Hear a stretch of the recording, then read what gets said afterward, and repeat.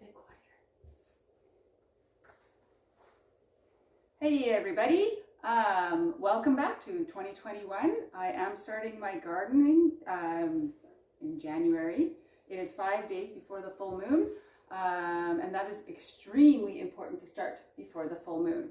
The full moon has a big effect on our seeds and the germination of the seeds. And if you think about how powerful the moon is, the moon can move oceans, right? So why wouldn't it have an effect on the growth cycles? I learned that from Harriet Hansen, who is a master gardener and my next door neighbor, and she'll be joining us in a few months when she returns back to Canada. Yeah! So today I choose to start my peppers and tomatoes in January. The purpose of that is... Please don't. The purpose of that is that I do work an extremely busy full-time job, which does ramp up quite a bit in September. And in September, we're contending with frost. We're also contending with hordes and hordes of slugs that just attack all of your produce. So I find that if I start everything indoors, not everything, tomatoes and peppers, particularly for January, and herbs as well, in January, then most of that stuff is finished before the end of September. So I don't have to deal with the frost and the slugs quite as much. Okay, so there's a few things that you need. I'm really big on recycling. So I always use my containers from years before, wash them up, store them in the fall, and then reuse them again. So all of that is recycled. I like tags. I know we think we're going to remember what we planted and things, and maybe some of you are that amazing when you have like 800 plants. But I actually now have learned that I need to put some tags in. So Rex and I actually just cut up an old margarine container, yogurt container, doesn't matter, and made tags from it. And so we'll label each of these tags. Okay, thanks, don't laugh too much. And then put them in to label. And then these tags actually will move with the plants as we bump them up. Okay, so we got our tags. Soil. Make sure it's germinating soil, seed starting soil. It doesn't have, it's not as hot as other soil that already has a bunch of stuff for the plants in it. So it's best to keep it for germinating. Okay, make sure it's germinating. It doesn't have as much nitrogen and stuff in it. And it's a good idea to use the smaller containers to start and then bump up into the more, the mixes that have more nutrients in it as the plants start to grow. So what I like to do first is I don't just pour dirt in there and water later, because as soon as you put your seeds in water, all the dirt floats up and then your seeds go everywhere and it's just not fun. So I prefer to put some soil in a bowl. Rex, do you want to help with this part? Yeah. Pour some water in there. And then mix it until it's the right moisture that I like.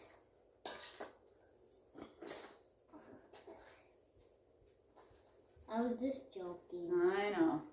Okay, so now we have our mud, as Rex likes to call it. The mud is at the right consistency as far as moisture content. So now we're going to start filling up all our little trays. This is going to take... Oh no. That's okay, it's just a little bit of dirt. Okay, so all our trays are ready. I haven't put any seeds in yet, but I did put all my little tags as to what's going to be planted in each one so that I know exactly what I'm planting. So Rex, here's your mystery seeds. He always plants some mystery seeds that kind of end up at the bottom of some things. We're not sure what they are. Rex is me, right here. Yeah, that's you. I'm thinking that these are peppers. They could be tomatoes too. It's definitely either peppers or tomatoes. So, okay, bud, come over here, and you know what? I could probably taste one right now to tell you. Hopefully it's not a hot pepper. I'll find out.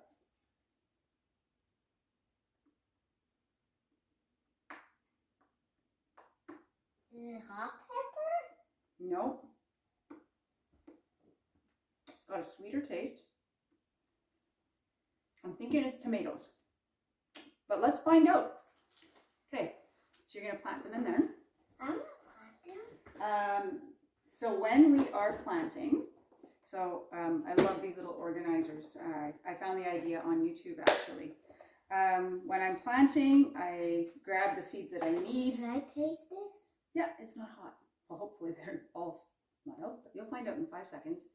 And then you just very, very carefully just put them in. I usually like to put 2 to 3 seeds per pod because they don't always take. So then at least one, and then I do eat my thinnings afterwards when I start to thin them out. And then just cover them with maybe like 3-4 millimeters of dirt. It doesn't need that much. All right, I'm going to pause this again, and we will start Planting? Yeah, so you fill up these ones, right? Put three seeds, like 1, 2, need one more. There. And you poke them in just gently with your finger, and then cover them. So the thing I didn't mention before is I do like, because we grow inside the house and the trays have holes on the bottom, so obviously like there's an issue with water. So what I like to do is recycle everything or reuse it somehow. And that other one actually has one from last year that still doesn't have any holes. So I just took a milk bag and then split it in half, and I layer one tray, and I take another tray and put it inside. Wait a minute. And carefully try to make sure that your edges are up so that the water isn't going everywhere all over the place. Mom. Yes, sweetheart. Gold and purple makes blue. See? That was gold and purple. Oh, that's kind of cool. I didn't know that. Okay, I just double check that all my edges are for sure, so we're not getting water dripping all over the place. Go for it. So everything's set up by the bay window. And the other advantage of having the double tray is that you don't have to water directly on the plants. You can water the bottom of the tray and let the pots soak up the water, which will encourage the roots to grow down, which is great. So we have this great big sunny window. Oh, that's good, Rex. That's good. Thank you. We don't use heat lamps or... That's okay. Here, do you want to put it in this one? I'll lift this one up here and fill up that one.